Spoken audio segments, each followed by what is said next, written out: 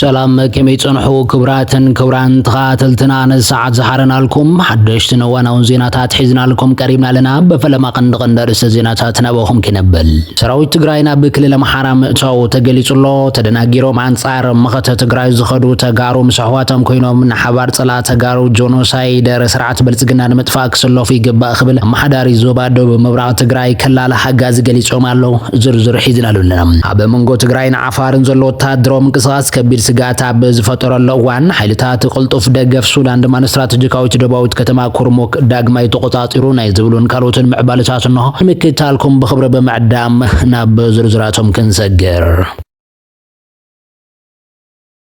سراوي تግራይና በክልል አምሓራ ምእታው ተሓቢሩ ማባል ሰራዊት ትግራይ ዝኾነ አርም 31 ንም ወሎ በሙሉና በክልል አምሓራ ዞባ ሰሜን ወሎ አብዝርከ ቦርዳታት ራያ ቆቦ ግዳንን ላስታን አትዮም መለው ዝብል ሓበሬታ ተቃሊሖም ህዝብ ትግራይ ዓርሱን ምክልኻል ኣብ ዝሕዝ ሰዓት ምንቅስቃስ ይገብር ዘሎ ኮይኑ ነዚ ሲዕቡ ድማ ሰራዊት ክንቀሳቀስ ጀሚሩ ርከብ ከም ዝፍለጥ ፌደራላዊ መንግስት ኣብ ዝሕዝ ሰዓት ልዕሊ ትግራይ ወራር ንምክያድ ኩሉ ዓይነት ምድላው ምንቅስቃስን ይገብር ከም ዘሎ ዝፍለጥ እዮም ወላኳ ህዝብን መንግስት ትግራይ ነቲ ኣብ ልዕሊኡ ዝፍጸመሉ ዘሎ ሰላሕታው ጽንተት መንተ ሰላም ክብል بتعجزت كحلف وصاني انتقنا جن لومي فدرال ومنجست بلعل تجراي زجبر وزل مفرح شفتنا بعلاو متقعت السجاجر سرع وجكفيت يوم نيزاب نزخ وندما بعنف السودان شررنا بعنف دبو تجراي زفتوا متقعت وخل مردعتا خينون ندسي بدما بمونغو تجراي فدرال ومنجستن لوم ولا قام عالتا وتخصي حلو نبعلاو وججنا مريحم يوم بمسرة زدما مريت معرب تجراي وري روح يزركب سرعه بلصقنا لومي ملا تجراي بزحت قصصرنا مأزاو حدش وتادرو من قصاص جميل لهم اذا حدش وتادرو من قصاص دما بخل አንፈት ትግራይ ኮይኑ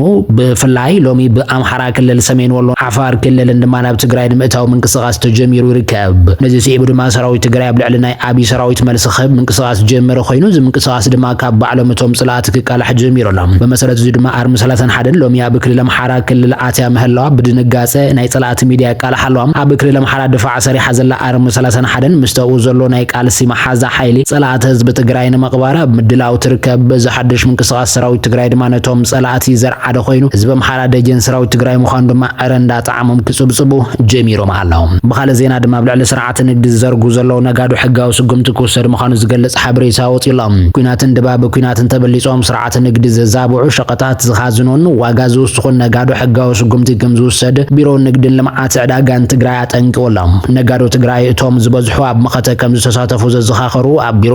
ዳይሬክተር ጉዳያት ኮሙኒኬሽን ኣይተተኸለሽ ገብረ ህይወት ሕዝውና ህዝብ ትግራይ ዝበጽሖ ኪሳራን እንጽላልዎ ዘሎ ሓደጋታትን ተበሊጾም ስርዓት ንግዲ ዘዛብዑ ውሕዳት ነጋዶ ከም ዘሎ ፍሊጦም ስርዓት ንግዲ ንምርጋጽ ንግድን ተንከፍ ዝኾኑ ጠመተ ተገይሩ ሕጋው ንግዲ ንምርጋጽ ኣብ ኣዋጅ መኸተ 8 አንቀጻት ከም ዘሎ ኣይተተኸለሻ ዘኻኺሮም ኣሎም እቶም አንቀጻት ድማ ዕዳጋ ብጥረ ገንዘብን ትራንስፈርን ጥዕናን ጸጥታን ዝጎዱ ሓረፃን ሸቐጥ መኽዛንን መድሓኒት ምሕባን ዘይሕጋው ገንዘብ ምሕታምን ካልኦት ማእኸል ዝገበሩ ምዃኖም ተዛሪቦም ንኣብነት ከም ቢንጎ ማለት እውን ሎተሪ ዝኣመሰሉ በፌደራል ፈቃድ ዘለዎም ግን ድማ ንጥዕናን ጸጥታን ዝጎዱ ከም መድላይነቱ ተራዩ ከም ዝእገዱን ፈቃድ ንግዲ ዘይብሎም ግን ኣብ ቀረባ እዋን ሙሉእ ብሙሉእ ጠጠው ከም ዝብሉን ገሊጾም ኣለው እቶም ኣዋጃት ዝጠሓሱ ብማእሰርትን ገንዘብን ከምኡውን ንብረትን ብምውራስን መቕጻዕቲ ከም ዘስዕቡ ሓቢሮም ኣለው ነጋዶ ሕጋው ስርዓት ንግዲ ከረጋግጹ ከምኡውን ማሕበረሰብ እዚ ኣብ ግምት ውሽጢ ብምእታው ዘይሕጋው ምንቅስቃስን ትርን ዝምልከቱ ኣካል ሓበሬታ ክህብ ኣገንዚቦሎም ተደናጊሮም አንጻር መኸተ ትግራይ ዝኸዱ ተጋሩ ምስሕዋቶም ኮይኖም ናይ ሓባር ጸላ ተጋሩ ዝኾነ ጀኖሳይደር ስርዓት ብልጽግና ንምጥፋእ ክሰለፉ ይግባእ ክብል ኣብ ምሕዳር ዞባ ደቡብ ምብራቕ ትግራይ ተከላለ ሓጋዚ ገሊጾም ኣለው ምሕዳር ዞባ ደቡብ ምብራቕ ትግራይ ምስ ህዝባዊ ምልሻ ወረዳ ዒስራ ዓዶ ጅራት ኣብ መኸተ ኣለውና ድሂቡ ዘትዩሎም ምሕዳሪ ዞባ ደቡብ ምብራቕ ትግራይ ተከላለ ሓጋዚ ተጋሩ ኮይኖም ኣብ ልዕሊ ተጋሩ ሰላም ጸጥታን ዘርጉ ወገናት ካብ ከይተግባሮም ክቁጠቡ ተሓሳሲቦም ካብ ሐምሌ 28 2018 ዓ.ም ጀሚሩ ቢሮ ሰላም ጸጥታን ትግራይ ተደናጊሮም አንጻር መኸተ ትግራይ ዝተላዕኑ ተጋሩ ምስ ህዝቦም በሓድነት ናይ ደገ ጸላ ጀኖሳይደር ስርዓት ብልጽግና ክቃለሱ ጽውዑ ኣይተከላሊ ቅድም ኢሉ ኣብ ዝነበሮም ዘርፍ ስራሕ ክዋፈሩ ከም ዞባ ሓላፍነቱ ከም ዝፍጽሙውን ኣገንዚቦም ሓይልታት ጸጥታ ወረዳ ዒስራ ዓዶ ጅራት ፖለቲካዊ ፈላልያም ኣብ ክድብል ዝብ ዝፈትሑ ብሓይሊ ክፈትሑን ዝደልዩ ሓይልታት ንምምካት ብውዳቦም ዝገብርዎ ዘሎ ቃልሲ ዝናኣድን ክጠናኸር ዝግብኦን ኢሎም ኣለው ኣመሓዳሪ ወረዳ ዒስራ ዓዶ ጅራት ኣይተ ስልጣኑ ከላሊ ቅድመ ሕዚ ምልሻ ንኸባቢኡ ከይሕልውን ከይምክትን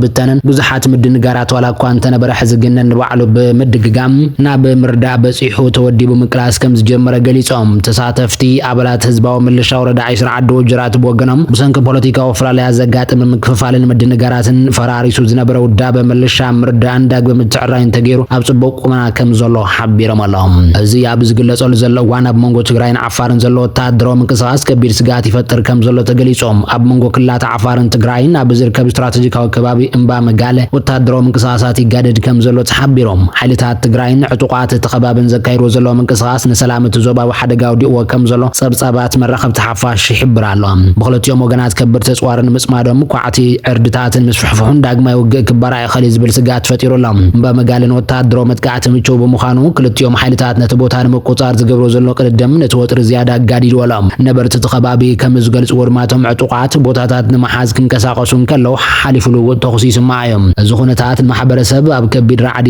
ዘእትዎ ክኸውን ከሎ ንመዓልታዊ ህይወቶም እውን ጸሊዎ ምህላው ዝሕበር ዘሎ ነበርቲ ካብ ዕዳጋን ምንቅስቓሳትን ተገዲቦም ኣብ ቤቶም ንምቕማጥ ተገዲዶም ኣለዉ። ዋላ እኳ እቲ ከባቢ አንጻራዊ ሰላም እንተሰፈነሎም ነበርቲ ግን ነዚ ህድኣት ቅድሚ ዝምዕብል ዘሎ ስቕታ ክኸውን ይኽእል እዩ ብዝብል ዓብዪ ስጋት ይዕዘብዎ ኣሎም። ዝፍሕፍሕ ድሕሪ ስምምዕነት ሰላም ፕሪቶርያ እውን ሕቶታት ዶብ ገና ከም ዘይተፈትሑ ዘርእዮም ሓይልታት ትግራይ ከበድቲ ጽዋር ሒዞም ምንቅስቓሶም እቲ መስርሕ ምፍታሕ ዕጥቂ ብዝድለ ቅልጣፈ ይካየድ ዘይምሕላው የመልክት። ብተወሳኺ ሓራ መሬት ዝተባህሉ ዕጡቓት እቲ ከባቢ ንባዕሎም ንምክልኻል ምግዳዶም መንግስቲ ፌደራል ውሕስነት ጸጥታ ብምሃብ መዳይ ዘለዎ ክፍተት ዘቃልዕ ምዃኑ ተገሊጾም እዚ ዘይተፈትሐ ወጥሪ ናብ ዝኸፈጎን ዝቐድሚ መምርሑ መንግስቲ ፌደራልን ዝምልከቶም ኣካላትን ብህጹጽ ኢዶም ብምእታው ነባሪ መፍትሒ ከምጽኡን ይግባእ ዝብል መተሓሳሰብ ይቐርብ ኣሎ። እዚ እንተዘይኮይኑ ግን እቲ ህዝቢ እቲ ከባቢ ይበጽሕ ዘሎ ስነ-ልቦናውን ቁጠባውን ዕንወት መጠነ ሰፊሕ ዝኾነ ሰብኣዊ ቅልውላው ከስዕብ ምዃኑ ጸብጻባት ይሕብሮም።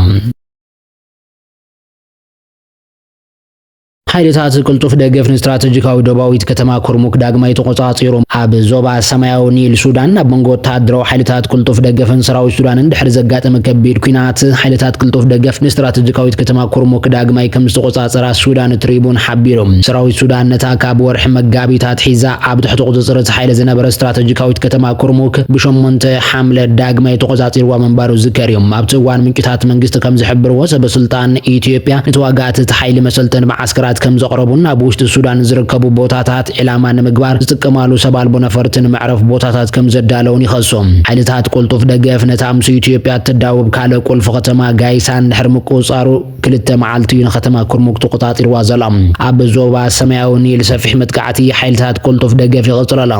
ኣፈኛት ሓይሊ ኣብ ዘውፅኦ መግለፂ ድማ ሓይልታቱ ነታ ካብ ኤድ ዳማዚን ኣስታት 136 ኪሎ ሜትር ርሕቀት ትርከብ ኩርሙክ ሓራ ከም ዘውፅኣ ይሓቢሩ ዘሎ። ሰራዊት ካድሙ ከም ዝተገደዱን ብበዝሒ ጽዋር ተተኮስትን ከም ዝማረኹን ዝተሓበረ ኮይኑ ወተሃደራዊ ምንጭታት ንሱዳን ትሪቡን ኣብ ዝሃብዎ ሓበሬታ ድማ ሰራዊት ሱዳን ኣብታ ከተማ ዝነበረ ቦታታት ምክልኻል ብ13 ነሓሰ ኣጋምሸት ከም ዝሰሓበን ካብ ውሽጢ መሬት ኢትዮጵያ ብዝተፈጸመ ጽዑቕ ናይ ነዊሕ ርሕቀት መጥቃዕቲ ሰብ ኣልቦ ነፈርቲ ኣብ ዕርድታት ሰራዊት ከም ዝወቃዕን ሓቢሮም ዘሎም። ሰብ መዚ ተኸባቢ ካብ ኩርሙክ ካብ ዝሃብዎ መግለፂ እታ ከተማ ኣብ ዝሓለፉ 3 መዓልታት ጎድና ጎድኒ ኣብ ስግር ዶብ ዝመጽእ ተኹስ መዳፍዕ ሰብ ኣልቦ ነፈርቲ ከቢድ መጥቃዕቲ ከም ዝተፈጸመ ሓቢሮም ኣሎም። ከተማ ኩርሙክ ምስ ኢትዮጵያ ዓብዪ መሳገር ዶባትን ኣብ ዞባ ደቡባዊ ምብራቕ ድማ ግዳሲት መስመር ቀረብን ብምዃና ልዑል ስትራቴጂካዊት ረብሓ ከም ዘለዋ ይንገር። ክቡራትን ክቡራንን ተኸታተልትና ሓበሬታታት ሰዓት በዚ ኸንቢትና ሰላም